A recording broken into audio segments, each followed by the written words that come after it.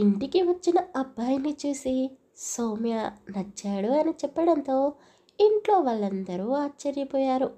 నరసింహ గారు సౌమ్య మనసుని బాధ పెట్టడం ఇష్టం లేక శోభారానికి ఫోన్ చేసి సౌమ్యాని చూడడానికి వచ్చే అబ్బాయి వాళ్ళని ఇంటికి రావద్దు అని చెప్పేశాడు. అయ్యో మామయ్య గారు, ఏం చేస్తున్నారు మీరు?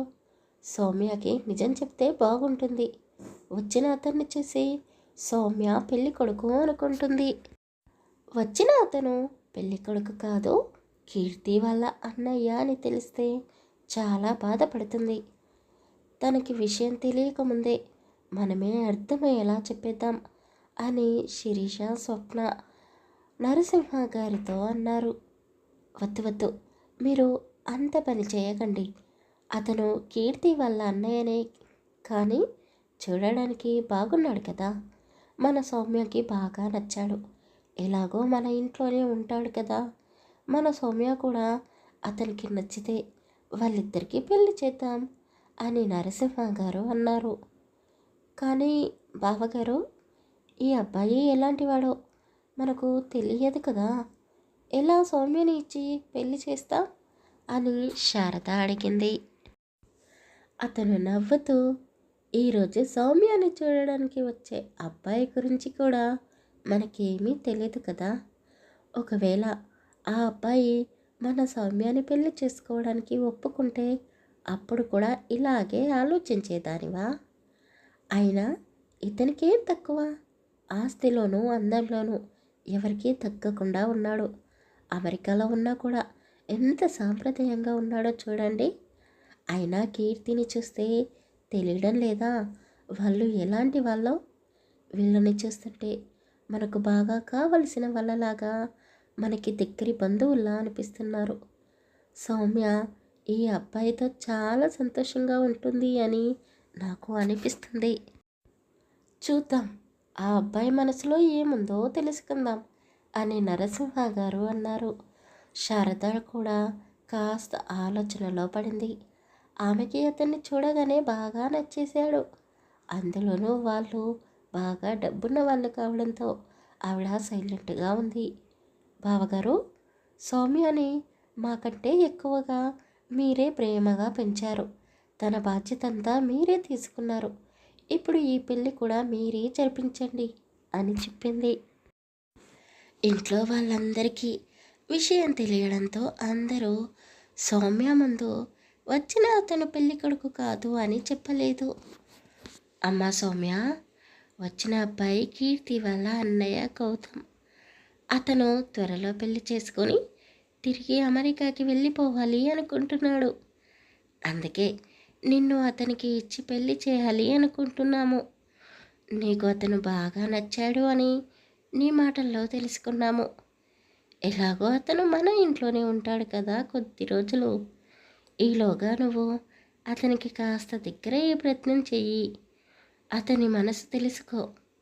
ఇంతకంటే ఎక్కువగా ఒక తల్లిగా నీకు నేను ఏం చెప్పలేను అని శారద చెప్పడంతో సౌమ్య అర్థమయ్యి కానట్టుగా తలాడించి సిగ్గుపడుతూ తన గదిలోకి వెళ్ళిపోయింది. నరసింహ గారు ముందుగానే కీర్తితో మాట్లాడి వాళ్ళ అన్నయ్యకి సౌమ్యకి పెళ్లి జరిపిస్తే బాగుంటుంది అని అతని నిర్ణయం చెప్పడంతో కీర్తి చాలా సంతోషపడిపోయింది.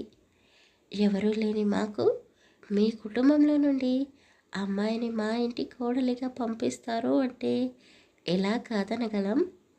మా అమ్మే కనుక బ్రతికి ఉంటే చాలా సంతోషపడేది.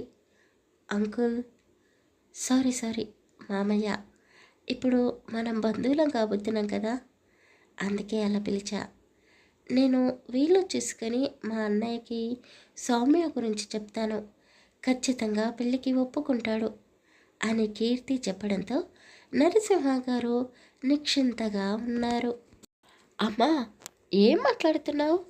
సౌమ్యాని చేసుకోబోయేది కీర్తి వాళ్ళ అన్నయ్యనా? అంటే సౌమ్య పెళ్లి చేసుకొని అమెరికాకు వెళ్ళిపోతుందా? ఈ ఊళ్ళో పెట్టే సాఫ్ట్వేర్ కంపెనీ ఓనర్ నాకు భావన. యాహూ, ఇప్పుడు నాకు ఎలాంటి పార్ట్నర్షిప్ అక్కర్లేదు. ఇక మనోహర్ నన్ను ఆపలేడు. అమ్మా, త్వరగా సౌమ్య పెళ్ళి గౌతమ్తో జరిపించేసేయ్. మనకు అదృష్టం సౌమ్య పెళ్ళితో పట్టబోతుంది అని రఘు చాలా సంతోషపడిపోతూ అన్నాడు. ఒరేయ్, కాస్త కాళ్ళు నేల మీద పెట్టి నడవరా. ఆ అబ్బాయికి మన సౌమ్య నచ్చిందో లేదో అప్పుడే నువ్వు ఏవేవో ఊహించుకోకు అని శారద చెప్పింది.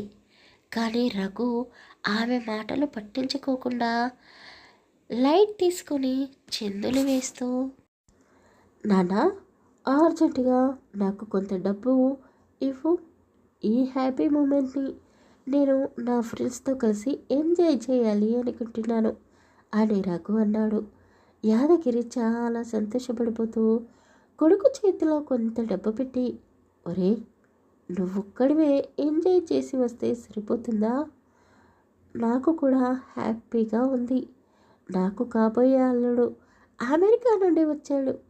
నేను కూడా ఎంజాయ్ చేయాలి కదరా అని అతను అనగానే తండ్రితో కలిసి రఘు బయటికి వెళ్ళాడు. ఇంట్లో ఉన్న ఆడవాళ్ళు సౌమ్యని గౌతమ్ని ఏకాంతంగా వదిలేసి వాళ్ళు ఏం కబుర్లు చెప్పుకుంటున్నారా అని దొంగచాటుగా వింటున్నారు. మనోహర్ శిరీష చేసే ఆకతాయి పనులను చూసి నవ్వుతూ ఆమెని గదిలోకి రమ్మని పిలిచాడు. శిరీష చిరాకు పడుతూనే గదిలోకి వెళ్ళింది.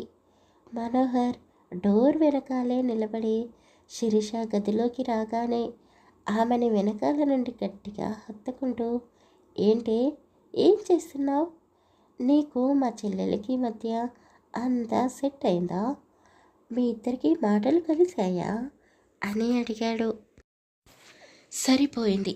నువ్వు మీ చెల్లెలు ఇద్దరూ ఒకటే కదా. కోపం వస్తే ఆగలేరు, ప్రేమ వస్తే ఆపుకోలేరు. అయినా ఎప్పుడు నేనే మాట్లాడాలా? ఈసారి మీ చెల్లెలి తనంతట తానే మాట్లాడాలి. అప్పటి వరకు నేను తనతో మాట్లాడను అని శిరీష బొంగమూతి పెట్టుకుంటూ అన్నది. హా, సరిపోయింది. నువ్వు కూడా ఏంటి, చిన్నపిల్లలా? అవును, నేను చిన్నపిల్లనే. మరి మీ చెల్లెలు? తనకి నువ్వు వేరు రఘు వేరు అని ఎలా చెప్పగలిగింది? అసలు సౌమ్యని కాదు, నిన్ను తిట్టాలి. ఓయ్, మధ్యలో నేనేం చేశానే? అంతా మీరే చేశారు. ఆ రఘుని 4 తగిలిస్తే సరిపోయేది అని శిరీష మనోహర్తో వాదిస్తూ ఉంది. అమ్మ తల్లి, నీతో గెలవడం చాలా కష్టం. ఈ మధ్య నువ్వు నన్ను సరిగ్గా పట్టించుకోవడం లేదు అని ఏదో ముద్దు చేద్దామని ఇలా గదిలోకి పిలిచాను. కానీ నువ్వు నాకే చివాట్లు పెడుతున్నావు. సరేలే, ఇది రోజు ఉండే గొడవే, కానీ నీకోసం నేను ఫ్రూట్స్ తెచ్చాను, తిను. నైట్ ఇంటికి రావడానికి లేట్ కావచ్చు. భోజనం చేసి ట్యాబ్లెట్స్ వేసుకో. నా కోసం ఎదురు చూడకు అని మనోహర్ చెప్పగానే శిరీష కళ్ళు పెద్దగా చేసి, బావా, ఎక్కడికి వెళ్తున్నావు అని అడిగింది. పొలంలోకి ఎరువులు తీసుకొని రావాలి. సిటీకి వెళ్తున్నాను. వచ్చేటప్పుడు నీకోసం ఏమైనా తీసుకురావాలా అని అడిగాడు. నాకు ఏమీ వద్దు, కానీ నువ్వు త్వరగా వచ్చేసి. నిన్ను చూడకుండా నాకు నిద్ర ఎలా పడుతుంది? నువ్వు నా పక్కనుంటే బాగుంటుంది. నిన్ను చూస్తూ హాయిగా మన పాపతో కలలు కంటూ నిద్రపోతాను అని చెప్పింది.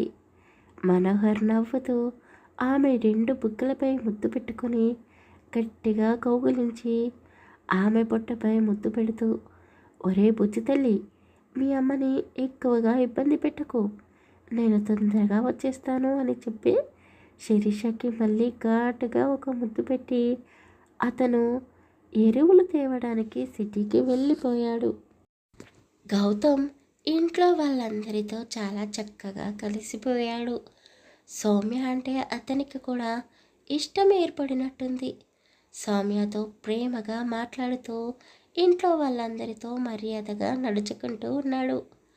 అందరూ భోజనాలు చేసి సంతోషంగా నవ్వుతూ ఉన్న సమయంలో నరసింహ గారి సెల్ ఫోన్కి కాల్ వచ్చింది. అమ్మా సౌమ్య, ఎవరో కాస్త చూడు అని అతను చెప్పగానే సౌమ్య కాల్ లిఫ్ట్ చేసింది.